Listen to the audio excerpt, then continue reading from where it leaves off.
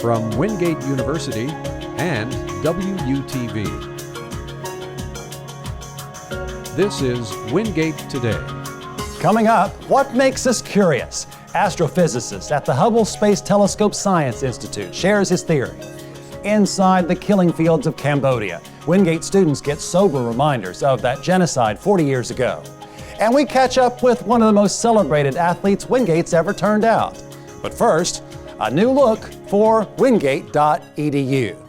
Hello and welcome to Wingate Today. I'm Jeff Atkinson. With the new year, Wingate University launched a new website. It's actually the same domain name, wingate.edu, but there's a new look. The university's website's been completely redesigned with more photos and videos showing off Wingate's attractive campuses and programs, better copy, shorter, concise content that's easier to pick up and read, and mobile-friendly. The old site wasn't. The experts tell us that 70% of consumers today use their phone as their primary touch point for information. And Veritas Group, a content marketing company out of Greenville, South Carolina, designed the site. The ultimate goal is to drive admissions. We know probably more about how to use digital information to drive specific actions than most any company in the world. And I think we can help Wingate University develop the strategies and the techniques they need to carry that university forward. The site was custom built for Wingate. It's unlike any other in the world. There are 1,100 pages. The most visited major or program page is Physician Assistant Studies. The School of Pharmacy has the most pages, 101. Hours spent writing and producing, 7,000. And there are 2,404 photos and videos on the new wingate.edu. Getting a glimpse of the future, about 120 friends of Wingate University gathered in late January for a Leaders Summit. Board members, alumni, faculty, staff, parents, and donors, all in the same room, all together, attended workshops on the future of higher education in North Carolina and other topics. It was a chance for the university community to get to know each other and to get a glimpse of what awaits the university in the years ahead. The two-day event coincided with the January meeting of the Wingate Board of Trustees. When you know who your allies are and who you're working with, it makes a better relationship. And I think sometimes for people, they hear the word trustees and it seems so far off, but just knowing that these are regular people who have children that have gone here. Some of them are alumni from the university, and that they have the college's best interests at heart, I think puts people at ease, and just know that these are the people that kind of are at the helm of what's going on with the college. The event was a first for the university and the brainchild of new Wingate president, Rhett Brown.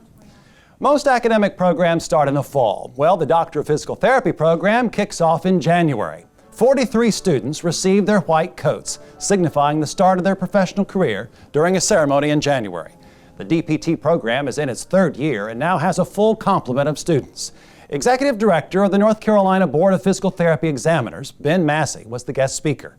Massey challenged students to own the desire for success and humble themselves to put the patient first. Knowing that you have made a significant and forever meaningful difference in someone else's life will make all the hard work, the stress, and the struggles worthwhile.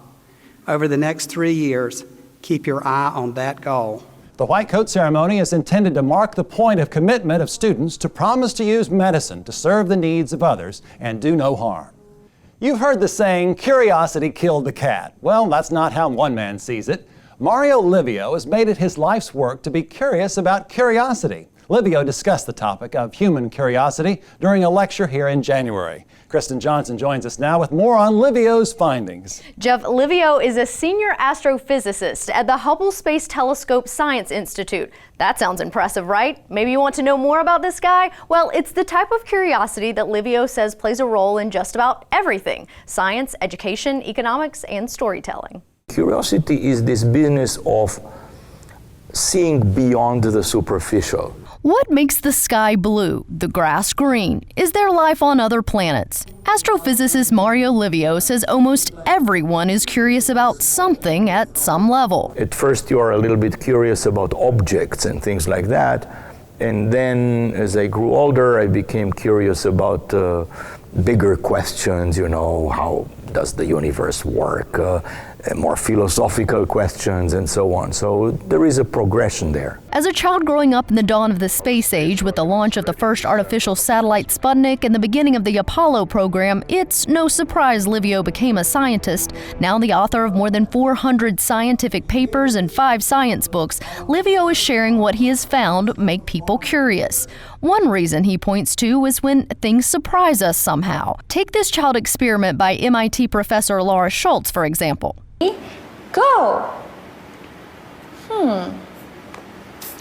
Let me try, Clara.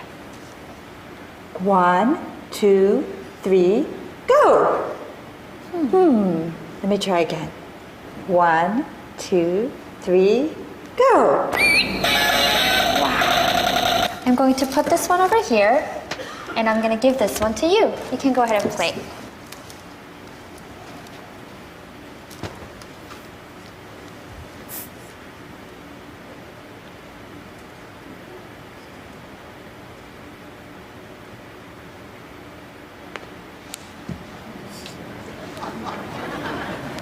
Curiosity, Livio says, is no doubt a major driving force in education. If you stifle curiosity, the will to learn stops, he says.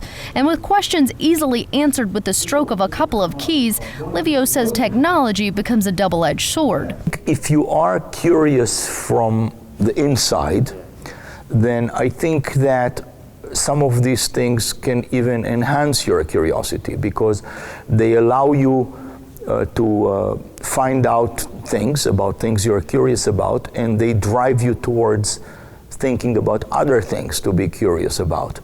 I think if you were not that curious to begin with, just from your characteristics, then I think that they may act in a negative way, in the sense that you don't have to work for very much to get the answers. I mean, everything is at the tip of your fingers, and that can act to suppress somewhat curiosity. Through his research, Livio has found one effective way to instill curiosity is to ask questions, make students think for themselves, test their own hypothesis, instead of immediately providing them an answer.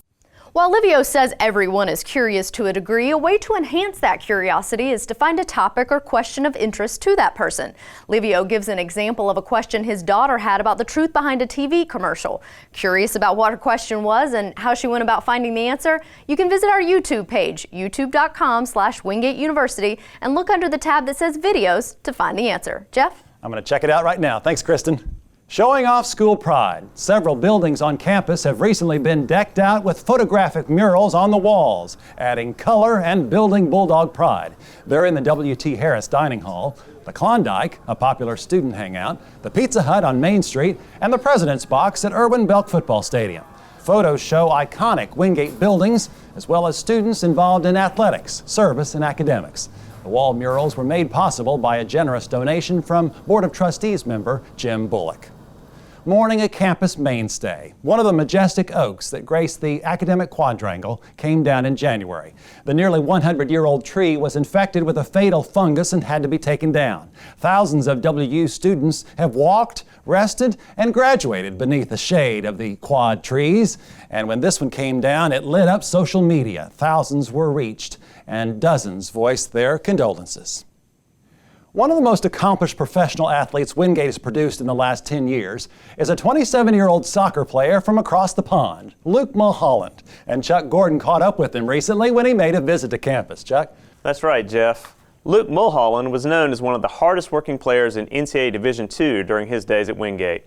That work ethic and his natural childlike enthusiasm is paying off in the major leagues. Held in by Schuler. One-timer! Mulholland! Luke Mulholland has always enjoyed a good goal celebration. At Wingate University in the late 2000s, he almost enjoyed them too much. We had the whole the tempering bowling, and the players falling over. We had the grenade, and yeah, I think after a while, coach told us to pack it in because we were wasting too much time celebrating. Mulholland has a lot to celebrate these days. After stints with 3 minor league clubs, he's now a mainstay in the Utah Mountains with Real Salt Lake of Major League Soccer.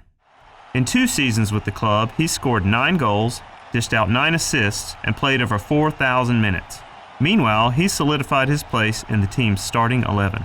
But rewind to 2007, and his success was no sure thing. He arrived at Wingate from Preston, England as an unknown quantity, a diminutive late bloomer head coach Gary Hamill had never seen play. I went and picked him up at the airport and thought, this is a scrawny little guy. didn't tell him that, but, you know, and after 2 or 3 days of pre-season, it was like, we need to make sure this fella goes nowhere. Pretty soon, Mulholland was the heart and soul of the team. I don't think there's ever going to be another player that has worked as hard. Before Mulholland's sophomore season, Hamill handed him the captain's armband. The midfielder repaid that trust with 37 goals and 26 assists in his Wingate career. He continued his exuberant goal celebrations on his way to All-American honors in 2009. That success did not assure him an express trip to MLS, the top tier of U.S. soccer. Mulholland had to prove himself at the lower levels first, and that he did, but he was always ambitious. I wasn't settled just playing at Wilmington. I wasn't satisfied just playing at Tampa. I wanted to play at the highest level possible. The MLS was keeping tabs on him. He signed with Real Salt Lake in January 2014, and now he's scoring goals and lifting his teammates in Salt Lake City. Along the way, he displaced under-23 national team captain Luis Gil, who left the team after last season. He's even gotten to go shoulder to shoulder twice with one of his boyhood idols, Liverpool legend Steven Gerrard. We had a good tackle on him, actually. The ref gave a foul, but it was a good tackle in my book. When he graduated in 2011, Mulholland's focus was solely on playing professional soccer. But he knows he won't be a pro athlete forever, and he might just put his sport management degree to good use. I think coaching is an option, either collegiate or professional. So that's one path that could go down. Maybe down like the technical director, general manager route. I think I could do that. I think that'd be fun.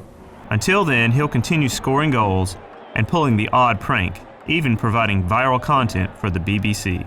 That personality, you know, lightens a few things up every now and again, and I think every team, no matter where it is, needs a joker. Mulholland's teammates don't mind the occasional prank as long as he continues to produce on the field. Real Salt Lake is currently in preseason training. Their MLS season begins March 6th. You can watch them on ESPN or Fox or stream them online at MLS Live. Jeff? Thanks so much, Chuck. Luke Mulholland isn't the only Wingate University grad earning a living playing professional sports. Defensive end John Bowman, a 2005 graduate, recently signed for his 11th season with the Montreal Alouettes of the Canadian Football League. Basketball courts over the world feature former Bulldogs. All getting plenty of playing time are Junior Harrington in Colombia, Sean Barnett in Romania, Jeffrey Park in Sweden, and Dion Turman in England. And on the diamond, former Bulldog outfielder Thomas Spitz is working his way up the ladder in the St. Louis Cardinals organization. A current Wingate undergrad is being recognized for his volunteer work at Brookstone Schools, a non-denominational Christian school in uptown Charlotte that serves low-income families. It's not 33, it's 55. Go ahead and solve that one out. John Baldwin tutors at Brookstone, a school he attended before he came to Wingate. He is sold on the program. Baldwin struggled in school when he arrived, performing below grade level. By the time he graduated high school, he had a 4.0. Baldwin was featured on Charlotte PBS TV station WTVI on the program Carolina Impact, and a story about how Brookstone is having an impact on kids' lives. It was just really good to have a teacher that cared, to know that I was actually important to her and that I wasn't just another kid. Baldwin is a sophomore majoring in psychology at Wingate. He tutors at Brookstone in his spare time. By coming back, I'm showing these students what they could be or what they can do, as in that I'm going to college, and that's something that they can see that John went here and he's doing it, so maybe I can do it too. Nonprofit Brookstone Schools opened in uptown Charlotte 15 years ago. You can find them on the web at brookstoneschools.org. Wingate lost a longtime professor and friend. David Rowe, a math professor for nearly 40 years, died in mid-January at his home in Wingate. Rowe spent his entire career here, retiring in 2008. He served as chairman of the mathematics department and was a mentor to many. Rowe is survived by his wife of 49 years and 3 sons. David Rowe was 71. In 2016, when you go to the polls, bring your passion. Bring your individuality. Bring your wisdom. And be sure to bring a photo ID. You see, this election you'll be asked to show an acceptable photo ID at the polls.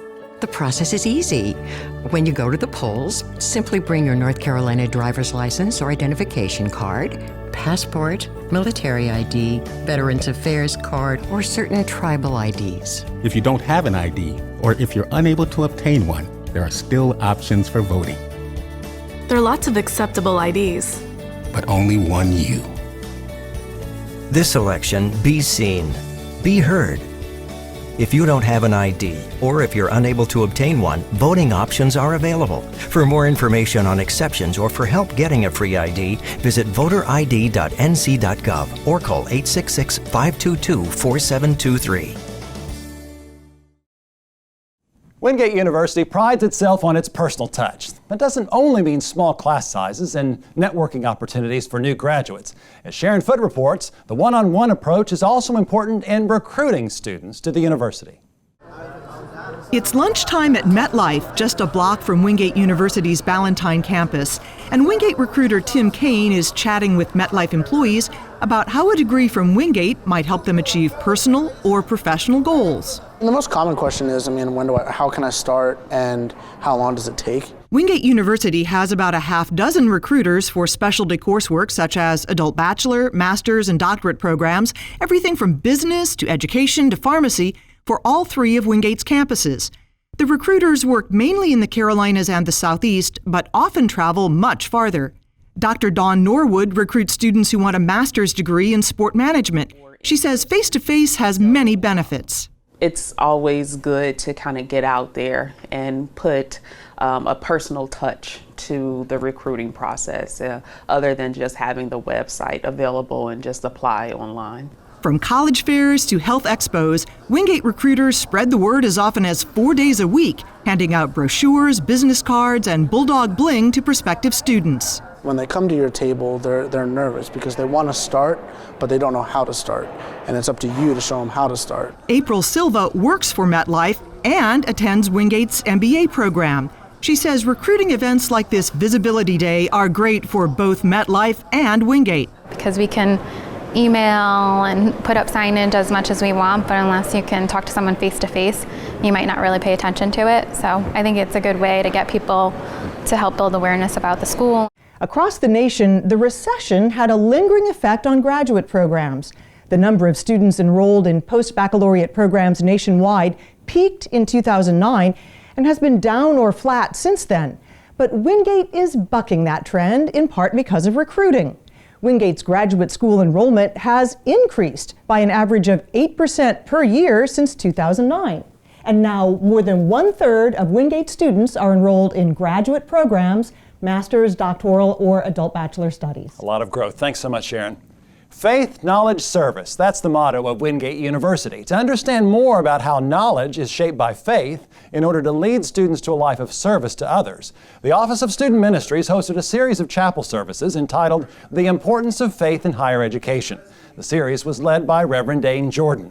Topics included the history behind the founding of Wingate School and how the purpose of faith is a call to service. One of the things that I think is important about this particular message that Wingate University can make is it doesn't matter if you're Episcopalian, Baptist, non-denominational, Pentecostal, Catholic. It doesn't matter what Christian denomination or group you may come from. You really can't put up any valid argument that we shouldn't help people who need help. University Chapel is open to the public, and it meets on Wednesdays at 3:30 at Wingate Baptist Church in Wingate. Putting that faith in action. About a dozen students spent part of their Christmas break in Washington focusing on issues of hunger and homelessness. During their 5-day stay, they worked with the Steinbruck Center at Lutheran Place Memorial Church in D.C. and with 3 other nonprofits within the district. Students gained valuable service skills and had the opportunity to explore the nation's capital and its many attractions. The Winter National Program is a key experience at Wingate University. Each semester, students in selected classes study the history and culture of places around the world and then conclude the experience by traveling there. In early January, students went to Cambodia, Brazil, and Costa Rica. Reporter Dustin Etheridge sat down to talk with them about their experience.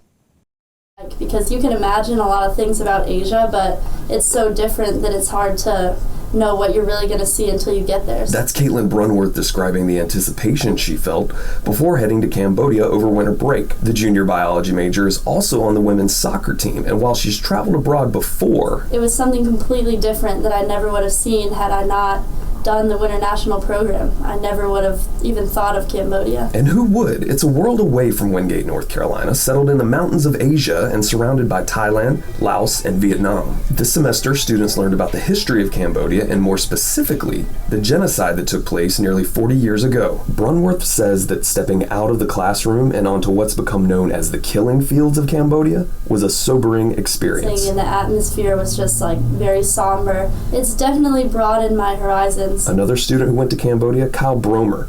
The senior history major is a Marine Corps veteran, and he also describes visiting the site of the Cambodian genocide as emotional. We actually went and stood in the very field that they murdered, probably, they don't know how many people. And for Bromer, the seasoned traveler that he is, taking part in the Winter National experience, both learning and traveling, made an impression. Definitely made an impact for sure, just like putting yourself in there and just realizing like the horror that happened there. And just the why comes in, like the why. Cambodia wasn't the only place students traveled to over winter break. 2 additional groups were part of Winter National this past semester, with one going to Brazil and another to Costa Rica. Micah Klein was part of the group that went to Brazil. You can't really get that experience unless you go and live in it and look at it and experience life with the people there. Winter National continues to be one of the most popular and attractive aspects of a Wingate University education, and it's one that will surely continue to grow, taking students beyond the classroom and into the world, showing them the places that they've studied. For Wingate Today, I am Dustin Etheridge.